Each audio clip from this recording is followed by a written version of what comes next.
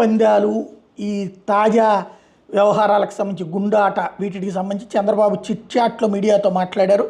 గతంలో కూడా కోడిపందాలు జోరుగా ఉన్నాయి. తమిళనాడులో జల్లికట్టు ఎక్కువగా జరిగేది, మేము కూడా అప్పుడు ఆడాం. కానీ ఇప్పుడు కోడిపందాలు కమర్షియల్గా మారిపోయినాయి. సంప్రదాయం ప్రకారం జల్లికట్టు నిర్వహిస్తారు, చాలామంది తప్పుపట్టారు. సుప్రీంకోర్టు కూడా హింస మీద ఆగ్రహం వ్యక్తం చేసింది. హైదరాబాద్ వైపు నుంచి దాదాపుగా సొంత ఊరికి 10 లక్షల మంది వచ్చారు. ఎవరు కూడా సొంత ఊరు మర్చిపోకుండా వచ్చారు. గతానికి భిన్నంగా ఈసారి ఎక్కువ మంది వచ్చారు. రోడ్లు బాగున్నాయి. చిన్నప్పుడు సంక్రాంతి పండుగ ఎంతో సరదాగా చేసుకునేవాళ్ళం. సంక్రాంతి పండుగ ఒక సంప్రదాయం. గ్రామాల్లో భోగి మంటలు ఎవరు ఎక్కువ వేస్తే వాళ్లే గొప్ప. పెద్దలకు పూజలు చేయడం, పశువులను అందంగా అలంకరించడం చేసేవాళ్ళం.